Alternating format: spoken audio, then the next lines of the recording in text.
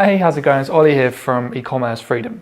So I wanted to touch in this video a little bit on pros and cons of actually outsourcing.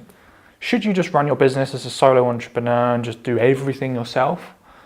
Or should you go out and try and hire people to delegate tasks to, specifically like VAs who are very kind of cheap, quick, easy to hire, and build your business that way? What are the good things about doing that? What are the bad things about doing that? What are the stuff I've learned over the years outsourcing for my business? And how can you take some stuff away to get more business growth through outsourcing? So, I've lost count of how many VAs I've hired so far. I'm pretty sure up till now I've done over 50 hires. That's just for part-time or full-time virtual assistants, not including all of the freelancers I've hired for like little odd jobs to create logos or make a bit of branding or do like one specific task, bit of coding in a database or something like that. Definitely over 50. So the first thing really you should take from that statement and that fact is that outsourcing can be quite a high turnover game. It certainly isn't set it and forget it. If you've got some tasks in your business or you're thinking about building a business and you want to outsource, the work isn't like completely gone. You can't just hire one virtual assistant and give them everything and like just leave them to their own devices for like 2-3 years as they run your business and you lie on the beach sipping cocktails.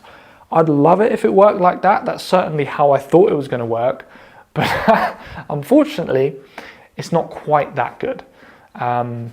However, if you get really good at hiring, then your role kind of transitions. Instead of grinding, doing every single task in your business all the time, spending hours and hours and hours a day searching for products on Amazon, your task transforms into someone who looks for talent, cost-effective virtual assistant talent, builds training for them, and just lets them get on with it. So what it can do is reduce your work week like dramatically. By hiring virtual assistants in the beginning to run my Amazon business, I reduced my work week from say 6, 8, 10 hours a day down to 2 hours a day, because all I'd be doing is having a look at what my VAs are doing, checking that they've done the things I told them to do, making sure they're all okay, they have everything they need, and just letting them get on with it. So that's vastly different from a lot of business owners out there who will just be grinding, doing every task themselves to build their business. I don't think that's a sustainable way of building a business, because at the end of the day, if you don't outsource, if you don't delegate, then your business is limited to how much you can put in, how much energy you have. And we're human beings, like we're not machines. A business should be a machine.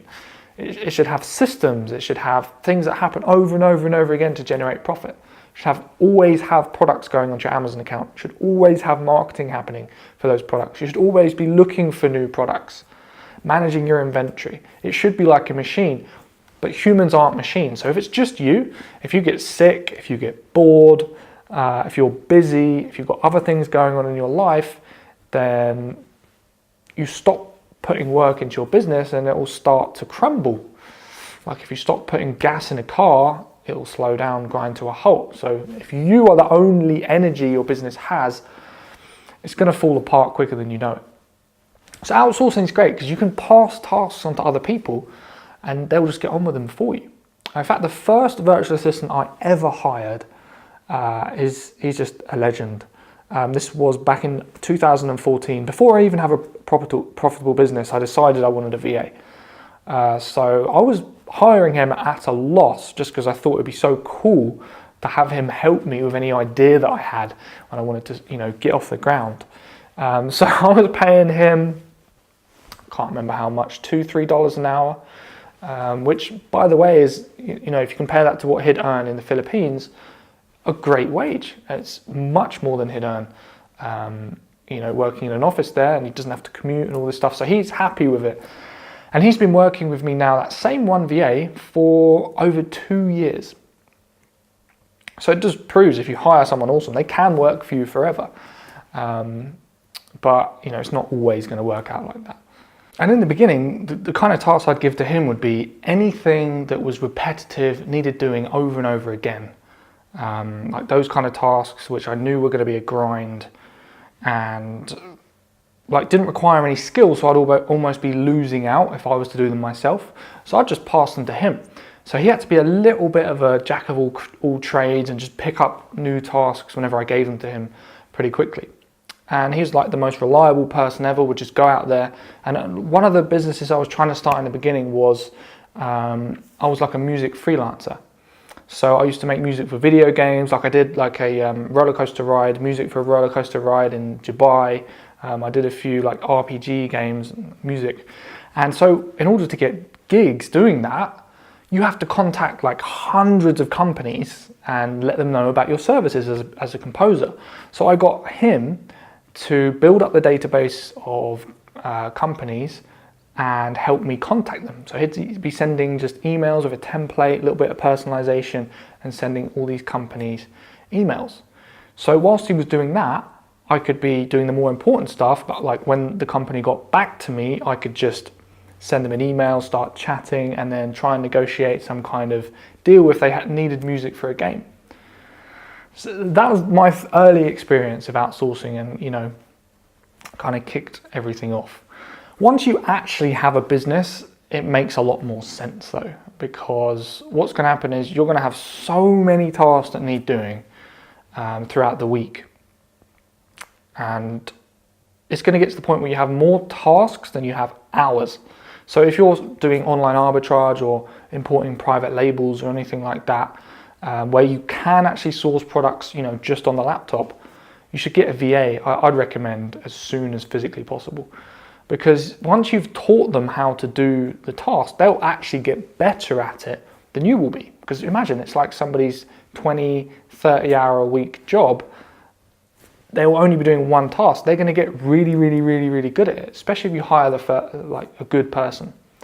So let's cover a little bit about what kind of person I recommend you hire, how you find them, how you train them, and then maybe we can cover a few problems that I had with outsourcing and how you can overcome them.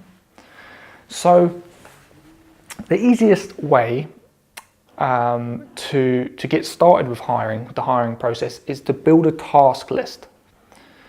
You want to write down all the things in your business that's going on right now throughout the day. Now, some of these tasks, you can probably just eliminate them. Like some tasks that you're doing right now, you probably don't even need to do because they don't actually make you any money. Like spending 4 hours throughout the day making an Excel spreadsheet look pretty might seem like you're being busy, but it doesn't make you any money. So anything that doesn't make you cash, just eliminate.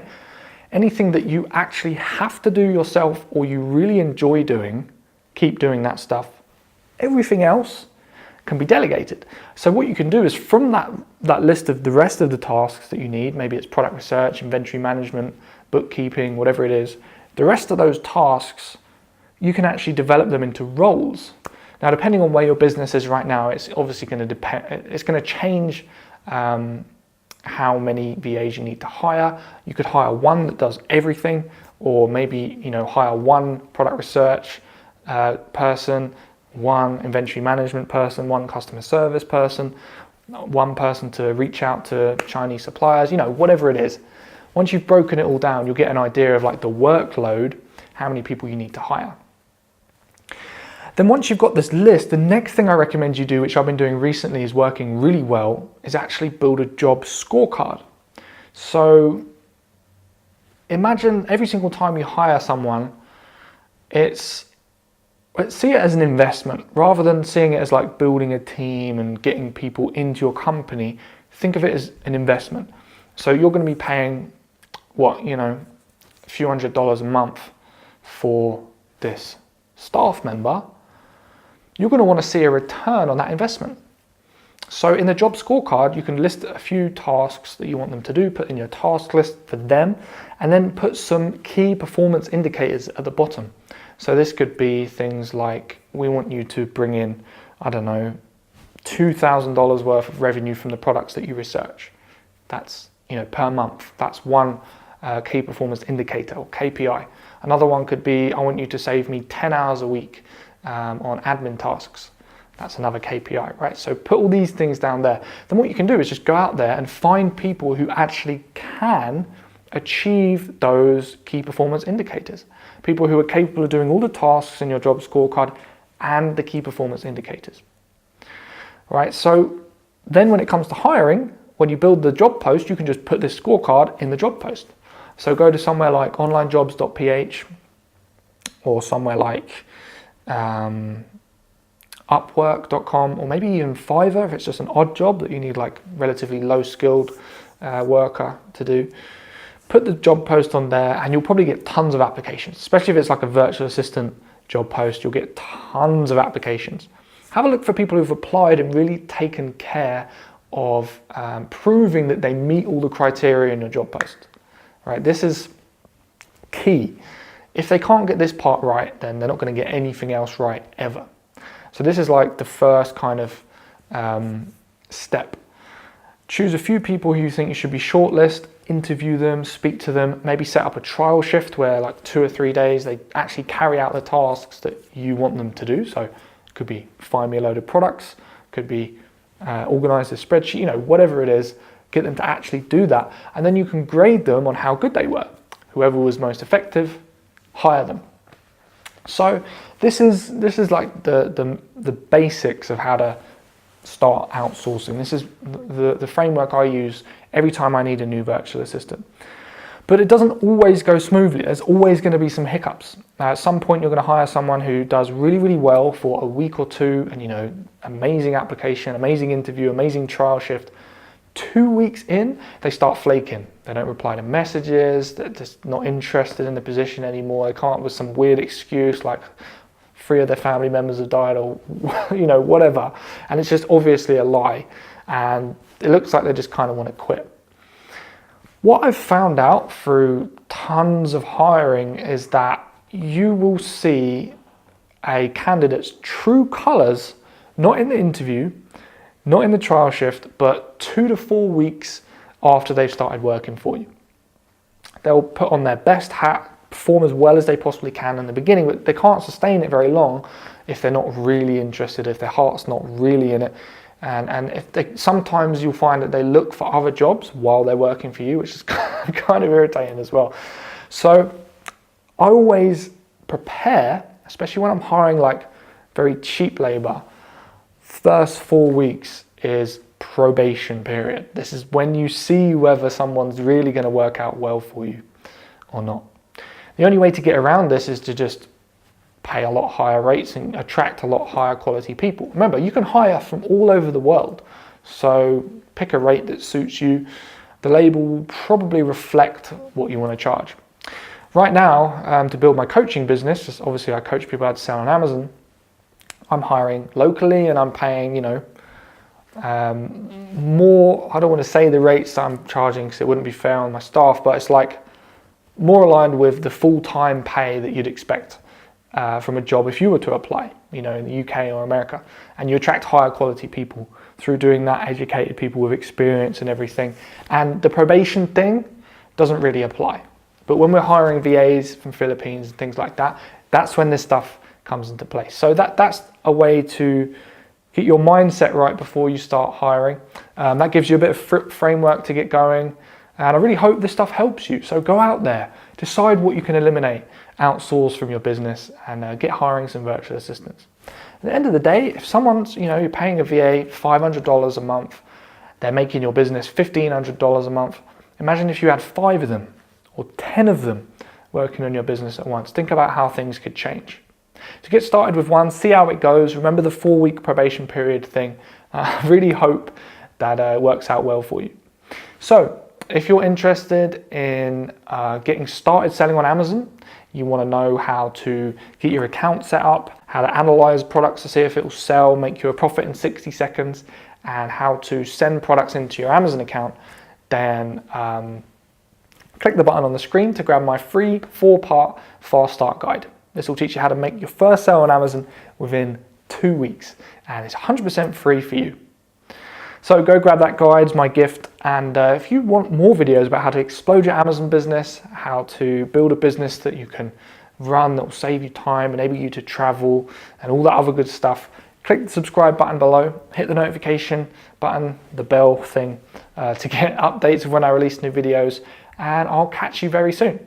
Take care, keep believing, and I'll see you in another video.